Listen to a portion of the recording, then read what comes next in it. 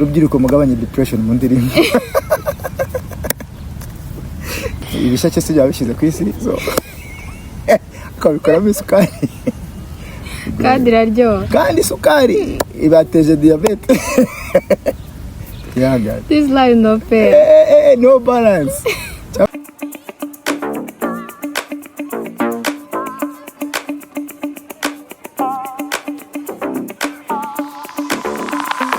Yo, was poppin' Kigali, was poppin' Rwanda, nizere ko meze neza. Hano turi kumwe n'umustar, urabona ko bibona banataye bo. Meze bite? Ndashima Nyagasani. Yeah. Nkuko wari ubivuze ngo what's poppin'? Yeah. Hey, man. How the sky is clear. Yeah. Because we're gonna do a lot of it. Yeah, of course. So let's do it. Yeah, how you doing? I'm pretty good. Yeah. Very good. Turi kumwe nande? What about you? I'm good. Right. Yeah. My name is Deejay, Yash. Deejay Yash. Nice to meet you. Not the other lady though. I heard there's a lady called Yash. Yeah. But Deejay Yash. yes. Mu busanzwe Deejay Yash ni umuntu ki? Simple. Umuntu uciye bugufi. Uciye bugufi. Nubwo ntari mugufi ariko nciye bugufi. Yeah. Anyways, the Christian DJ. Nahisemo gukora music ya gospel kubera ko it's my life. Kandi umuntu ari wariwe ajyana n'ibyo akora. Ibyo ukora nibyo bikuranga. So naje gusanga kuba ndi umukristo binyanyorohera gukora Christian music. Yeah. Oh, okay. Yeah. So today topic urumva ko nimeze. Yitwa confess. Oh, nice. Confess. Okay. Yeah. So you're who? Sincere. Very nice. I have to confess about something. Okay. Okay. Let's go. So, uri DJ? Yes. Sibyo? Yes. So, okay, tuvuge kuri gospel, ugiye ku mixing. Ushaka ko hari abantu wenda kangoye nk'urugero nko kuri gospel, Israel MBONYE, Vesta na Dorcas, Adrien, abantu nk'abo ngabo. Muri abo bantu batatu. Ndakubwira abantu batatu, ushiye uvuga umwe, urajya ubanza mu kibuga. Akaperforminga nyine bwa mbere. Undi ukamushira kuri bench. Urabizi umuntu uri kuri bench abafite amahirwe yuko arajya mu kibuga. Ariko ni. Yeah. None wa gatatu nuko umugurisha. Cyo. Mubishekes. Nta kibazo. Aho ushaka. Ubwo nuko mugukina mu kibuga kuri bench no kumugurisha. Ariko bamwe ni itsinda. Yeah. Ariko nyine ni nk'umuntu. Biragoye. Urwo rwa rugero nari ngo by the way. Okay. Yeah. Ubwo rajya tubwira n'impamvu ubihisemo kubikora. Okay. Dufite Adrien Misigaro. Yeah. Tukagira Israel MBONYE. Yego. Na group Dorcas na sister we cyangwa abandi bantu. Yego. Okay. Simple. Ako duhitemo genres zitandukanye. Because nidufata R&B abandi tukabashira muri slow and bakaza kuza muri hip hop biraza kuvanga. Yarago byavanga. Okay, fine. Yeah. Wabanza mu kibuga. Uwa mbere ni Adrien Misigaro. Yego. Koriki. Kubera ko indirimbo akora na style akora nago bijyana n'ibyo MBONYE akora. Yego. So ubwo impamvu MBONYE mushize kundi mwanya nuko we akora ibyo bita ngo ni nsanamitima. Yeah. Like iri ndirimbo ze nyinshi ziba ziri biblical related ariko zifite story ivana hano ikajyana hariya. Yego. So iriya group cyangwa undi muntu wa gatatu impamvu nari bumugarukeho nuko we already ibintu ari bukore bijya gusa nk'ibya wahundi. Kandi buriya muri music you repeating indirimbo bigaragara ko ufite indirimbo nkeya. Yego. So at set yanjye rero ntabwo nakina indirimbo zisa nk'iza wa muntu kandi nyine ko abantu bumva ubutumwa butandukanye. Yego. So urumva umuntu wa gatatu naho amutaye mu bisheke. Byihuse ariko ikibazo byari nuko hano hari hanini ajye koga no muri Nyabarongo ariko ajye. Yego. Yes. Okay. Ko bikigoranye mu gace turabigeza hafi. Okay. Dufite Meddy, Bruce Melody, The Band.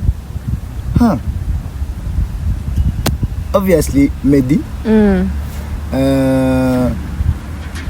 Abandi babiri ni babiri no umuntu umwe mukurundi. Okay, Bruce Melody, yego, The Band na Meddy. Yego. Number 1 ni Meddy. Of all times, yes. Okay. Kubera ko uwe impamvu muhereza number 1 nuko niwe wababanjirije. Yego. Right? Yabafunguriye ikibuga cyo kumenya ibyo bari gukora uyu munsi. Yego. Ikindi yanabafunguriye spotlight ya international featuring. Yego.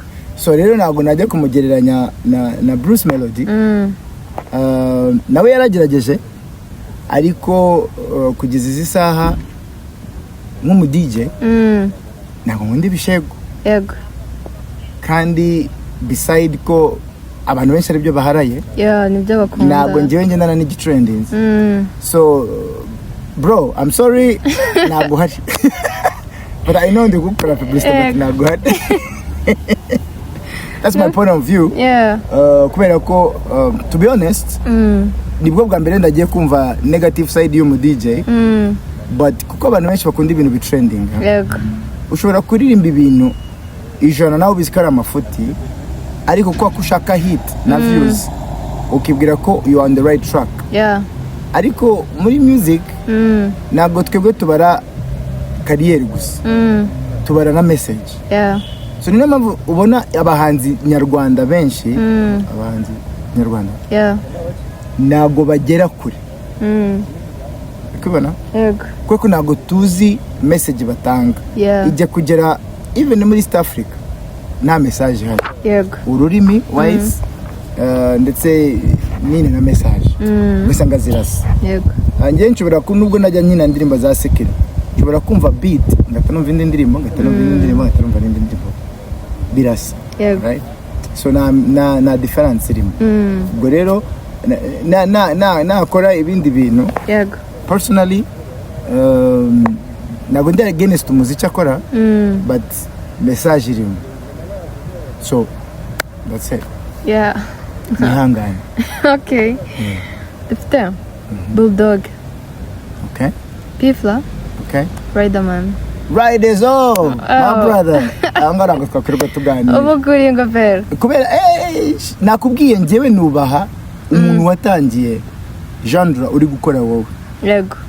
So ari mu brother wanje yitwa K Higgins, aje akambwira ngo ngiye gukora nk'ikiganiro cya gospel. Yego. Agahita ambwira ati bro, ndashaka ko umbwira ikintu kimwe kuri no show. Ikintu cya mbere nabanza nkamubaza ngo content izaba yerekeye ku baki. Yego. Gusenya cyangwa kubaka.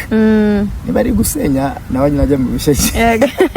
But ntabwo mbizi ko nazabipanga. So anyways nicyo ngicyo. So njyewe ma credits ku muntu watangije from scratch.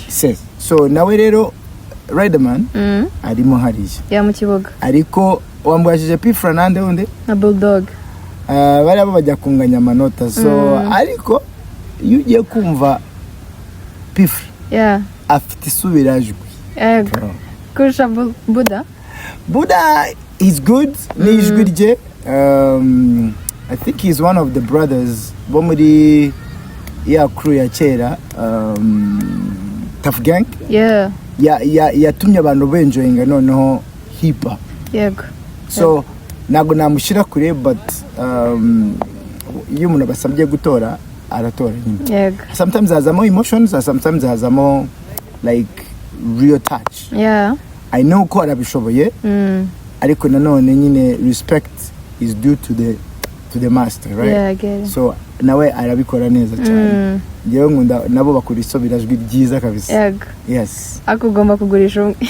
We uriya ariko uriya ntabwo twamubaza, twashyize turi kubibara nkaho ari anonymous. Oya. Oya, mu Cyongereza bivuga yego, nta kibazo twikubira. Alright. Ubwo nyine tubwira umwe. Riders aracyari kumwe nyambe, of course. Yego, kabisa. hagati ya Buddha na Pifla. Yego. Shano kuri P aracyari ku mwanya wa kabiri. Okay, Buddha aramugurishije. Njye impamvu nakubwiye as an artist ndeba the scratch part kurusha the final product. Ko final product idafite roots. Bariya bose bagiye bazamukira ku wundi muntu umwe. So rero iyo umuntu yakuzamuye does not mean ko urutugu rwasumbye hano. Ushobora kuba uzi kuvuga ariko wakuzamuye ntabwo umwibagirwa. Yego. Okay. Now dufite Alia Ways. Okay. Aline Sano. Giza. Aline Sano. Yeah. She's an artist. Yeah. Like, iyo umuntu avuze ngo ni artist, aba afite oreille musicale, ashobora kumva akanashyira hano. Yeah. Noneho ashobora no kugukosora wowe uri gucuranga. Yego. Right? So, araza ku mwanya wa mbere kuko afite ubuhanga binakora. Plus ko yari ari no muri korali mbere. Yego. So, yumva music. Yeah. Amajwi yose. Cyane. Then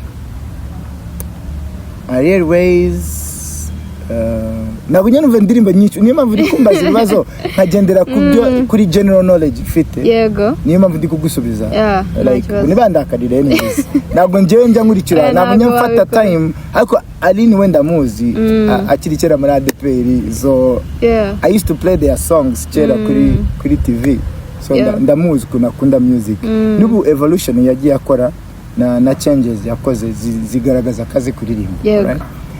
So ajya no muri I think The Voice yarabigaragaje kabisa. Yego. So rero nje nakubwiye nita kuri talent. Yego. N'ahantu umuntu avana ikintu. So abandi babiri bakurikira nago nzi music zabo. I'm sorry nabo nabaye rating anazi. Yeah. Cyakoze Bwiza yakoze indirimbo ejo bundi. Bwiza yize gukora indirimbo na Bruce Melody yawogera. Indi ya PK. Yongo iriya ndikuvuga yo nabonye ejo bundi bakoreye hafi yo mu rugo hariya yepfo. I think she's creative. Yeah. Kubyo nyine kuba yaratekereje iyo street kuningana bashutingiye nk'ahantu twicaye gutya ariko it was so epic kuri iyo ndirimbo ntabwo nibuka izina ryayo but it's the recent song. So urumva rero Ariel Ways araririmba neza but nawe nyine should I say this rubyiruko mugabanye depression mu ndirimbo. So down below the comment muzatubwire if I lied. Bakora indirimbo zirimo depression nyinshi cyane. So urumva ko you sing what you have in you. This is it. Nuko bimeze kabisa. So bihangane. Ibishake sijya bishize ku isi. So ko bikora misukari. Kandi raryo. Kandi sukari ibateje diabete. This life no fair. No balance. Cyakoze wenda nkomunse ko yavamo abitwa banze ko bihangane. So okay. Nengabo. Okay. Can you so? Wait, unagomuzi. Nagomuzi. No wait, harabona afite amazina sa. So sometimes barancanga. Can you so ni mugufi? Oh. Yeah. The bald guy. Yeah. Okay. Ako ntabwo nzi izina ze ntabwo nzi indirimbo. Ndamuzi kuko ari igihe yari hariho basket mu Rwanda as a guest artist. Yeah. So ndamubona ariko ntabwo numvuga n'ibintu ari kuririmba so ntabwo nari nzi indirimbo ye but I liked it. Yeah. So na Chris Easy. Wafashije Kenny Soul. Yeah. Chris Easy. Nengo. Yeah. Chris Easy araza ku mwanya wa mbere. Yeah. Kuko nawe ni umuhanga mu byako. Yego. So then Kenny Soul ndi washobora live muri bose sinago mbizi. Genda bara audience ushizeho playback na live washobora music. Abo nago mbizi. So nago nzubona twara. Nago. Ukora ngiye kubwira nawe mvuze side yanjye. Ariko obivuze nagwabubeshye. Nago nawe. So twebwe wavuze confession. So we are confessing to Imana n'abanyarwanda. Yeah, kuri confession yanjye can you so?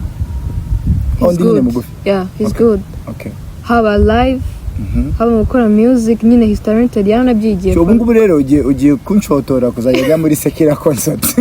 Yeah. Ntabwo njya. So okay, nzajya ngenda noneho nangire mbarebe. Seriously speaking, nuwo namubonye ko arabaye basket. Ball iri kuba.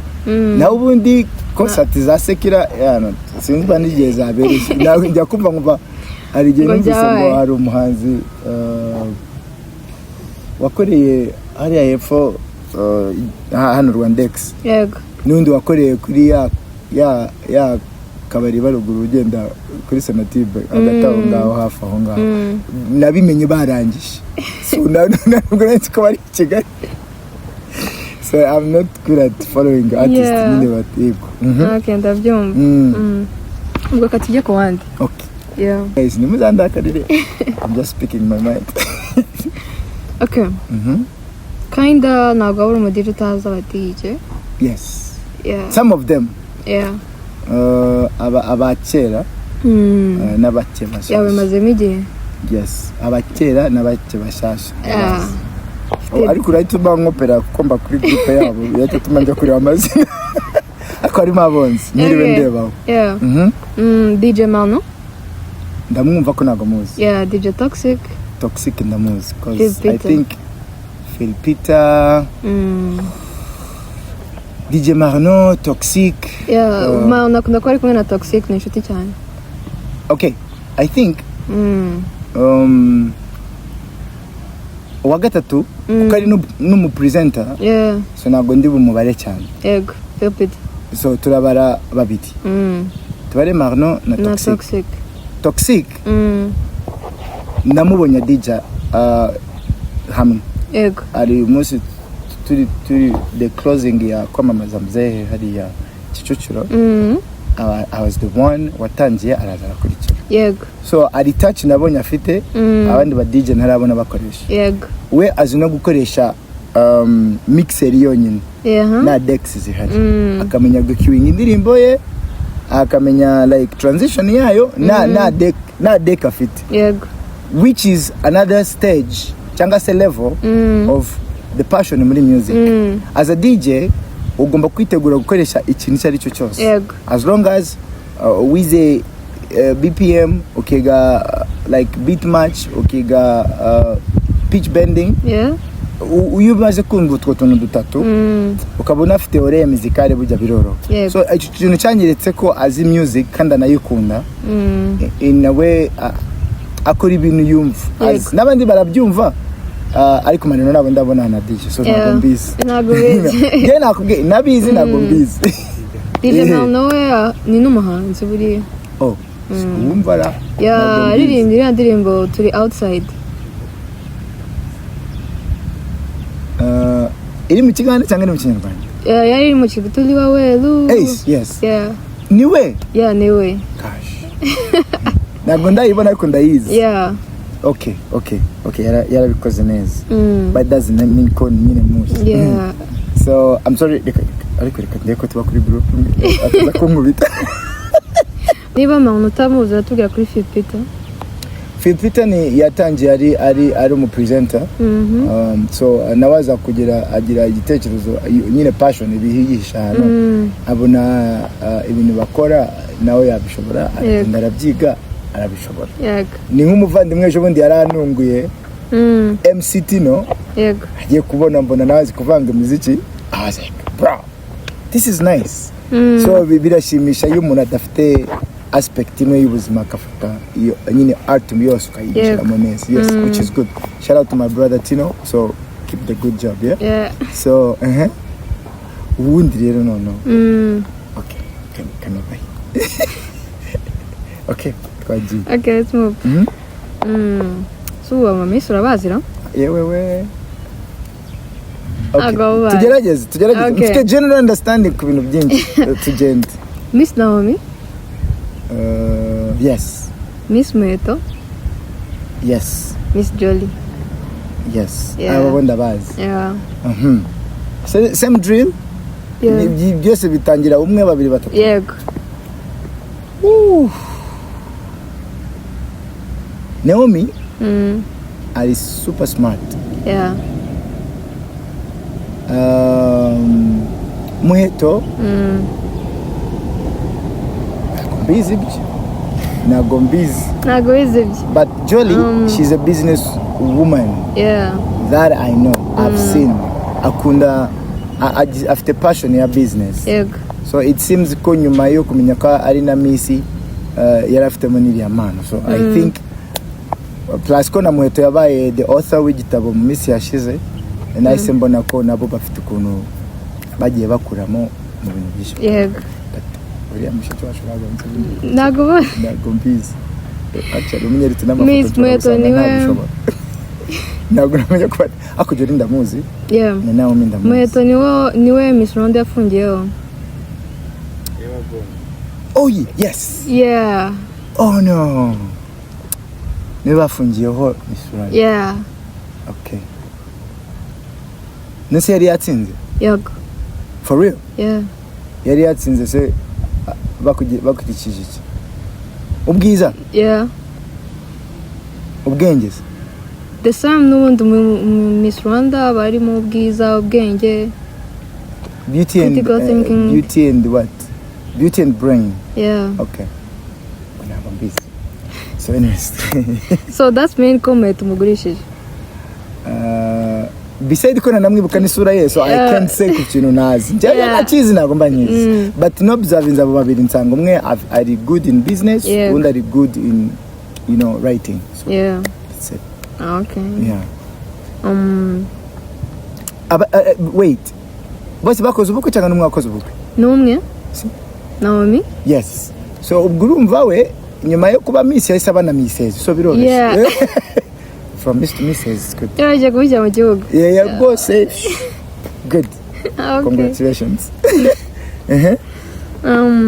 Kasuku ntago muzi you don't know that nigga fit in da urera tukana no don't even talk about him ndio umuntu atukana however much yaba afite ubwenge I don't ntago bivamo nubwo baba bavuga ngo mu muco kinyarwanda gutukana no because hari ibintu biri gushira kuri screen 20 years from now bizakugaruka waba warabaye mukuru waba warabaye musaza niyo mpamvu ugenda mbwira abantu ntukabone life yawe ngo yishire on social media there is a day izakubuza guca ahantu there is a day izakubuza kuvuga kuko njya mbibona mu mahanga umuntu akihiringa akagera iyo agera yamara kugera hano bakita bazana video ye yo muri high school ngo yakubise mwarimu muri high school kese gatangirira muri high school kandi yabaye president so that's why nago nemera ko umuntu yajya on social media akavuga ibintu byinshi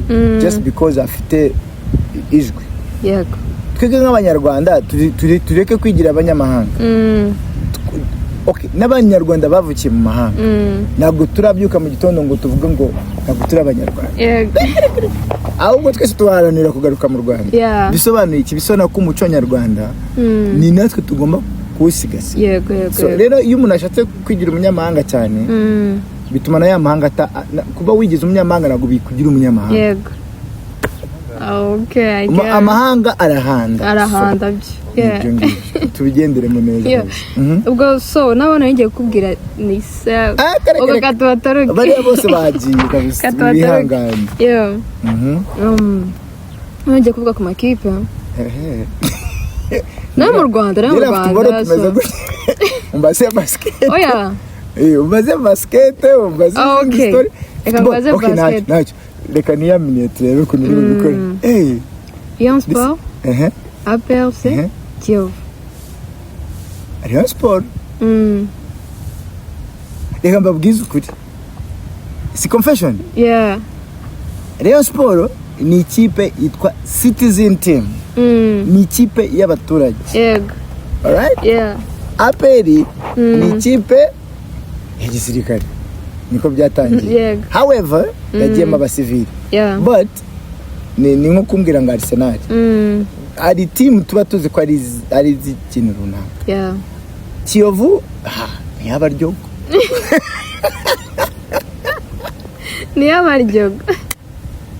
Nyamirambo yose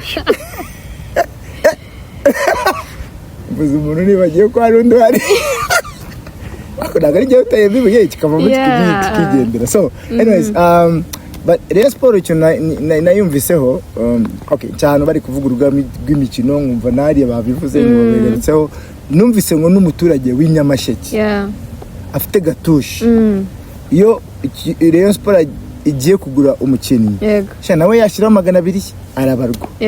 Ako nta muntu wo muri APR numvise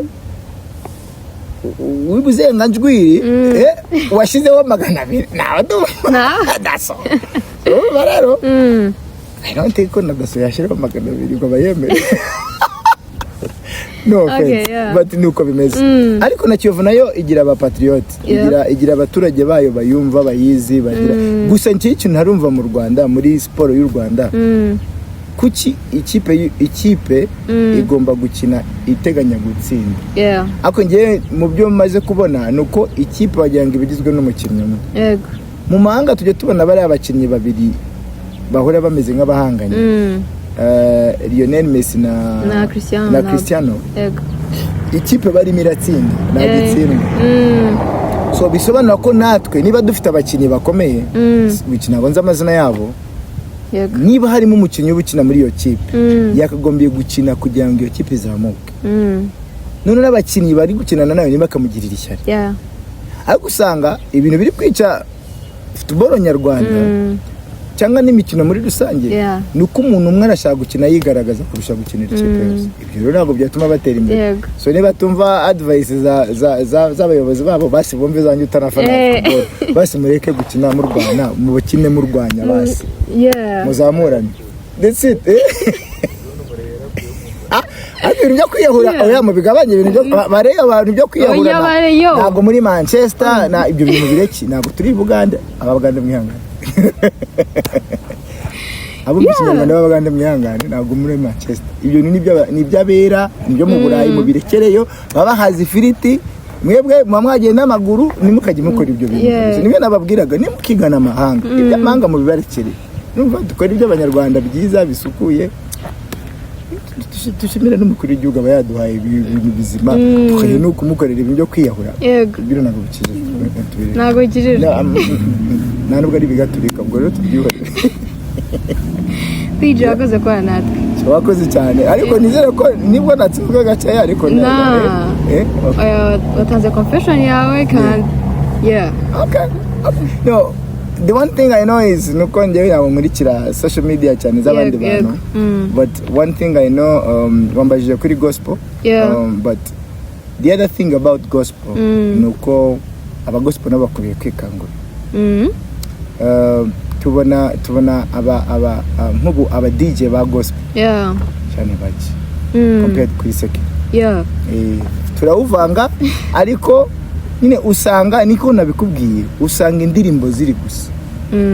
Kandi ngewe ni ukuri yaba message ya secular yaba message ya gospel ni ikintu kimwe, it's a message.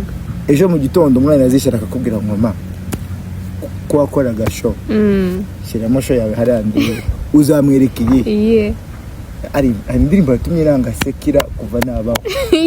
Bendova ntabwo yayihimbye ntabwo ushaka no kumenya wayikoze. Why should I scratch your indirimbo twa Bendo? Why? Kukuberi kukorega ikintu kiriho that this generation niko isi iri kugenda. Hari indirimbo izabanye okay basi turekiza abazungu tutuvura imirwabo n'igiswahili cyejo hano ryanga. Indirimbo ya Diamond yitwa Enjoy. Maybe nuko nje numva igiswahili kandi nkabanzi na content abakorera nayo yariyo harimo amagambo abiravuga. Edi nigeze kumva bayicuranga mu buko haje Yesu. None se umuntu wayicuranze azi the message behind. Aravuga ngo aho kugira ngo ngukunde nitajipenda peke yangu. Sibyo abigura dusobanurira ko ari abatabyumva. Ni wantu cyaka ko abantu nibazajya basi bumva indirimbo nibagukurikire beat gusa. Title ishobora kuba ari nziza ariko message irimo nahani ihuriye. Ako karimbo niko kandi mu kanje mu mutwe none. But aravuga ngo kugira ngo ukunde nge nzikunda na mama wanje n'uburiri bwanje. Sibyo? Maisha ni mafupi So I should live simple. Yeah. Kuko ubuzima ari bugufi ngomba kubworoshya. Yego. Ntabwo ugomba kunesha umutwe wawe. Ngewe tagiye enjoy. None ushizemo ku munsi w'ubukwe ngo uri umu DJ. Ushizemo ko uriya mugore yaba haradari umugabo azenjoyinga. We na mama we n'uburiri bwe. Na stress ashaka. Yeah. So please dukine indirimbo ariko no muri events tumenye indirimbo zikenwa. Yego. Harandi nagiye kuri garden hejuru yongeyo numva umutipe yasizemo see you again was like. See you. Yeah, Paul Walker. Some people ntago bazi. But niba utabizi at least banzu baze. Yeah. Nk'umwanya ari indirimbo nabanza nkabaza abashuti kuko nabo nzi indirimbo za Sekira. Hari n'indirimbo ya yitwa Me and My Brother. Abantu nyine bakunda kwishuramo. First of all, iyo ndirimbo bajya kuririmba. N'umuhungu wari ufite imanga ye irapfa. Dem ariko chora gupostinga. Me and My Brother nyine ngayisha aracyariho. Kubura mwishe birarangiye. Yeah. Please guys, mwanze mwumve lyrics basi. Yeah. Kera hari indirimbo ya Bomare bigeze kuririmba ngo abantu benshi babazi ngo kandi arizo nihimbiye. Ukandi arizo nihimbiye kumbe naraho bihuriye sebo berazi Kinyarwanda. So please reka tufate uyu muco wacu tukomeze tusigasire uko bingana kose. Tukumva ibintu ariko tureke kwigana amahanga tukigana tuyavanemo ibintu bizima. Yeah. Hari culture nkunda y'abayapani. Abayapani bajya kwiga mu mahanga babyita ngo n'ugusahura ubwenge. Yeah. Which means biga mu mahanga bagiye kubaka iwabo. Yego. Natwe tubikore mu buryo kujya kwiga iby'imahanga ariko nituba bimahanga. Yeah. Ni nayo iki gihugu turi kureba twese kimaze imyaka kimaze kiri kwiyubaka. Nitwigira ku byatubanjirije tuzabisubiramo. Yego. Ariko nutubyirengagiza tuzabisubiramo kabiri. Yego. When you don't learn from your history, you repeat the history twice. Yeah. Nuko nguko bimeze. No. Confession yangira rangi. Abona komerekeje. Mwihangane. Nuko byagenze. Nyagasana duhana amahoro. Asante sana. Wakoze. Abisha uyu mukobwa munyamukurikirana? Yeah. Aseka neza. Merci. Ikindi ngo show yitwa gute? Confess. Iyo ni show. YouTube. Spotlight Jam. Mwabyumvise? Spotlight Jam. Iyo ni hashtag ye mu following. Uzakora unfollow. Mani zabimubaze. Izabimubaze. Nanjye kumwa ngo tuzamukubita. Ariko reka tubyibare. Okay. Peace.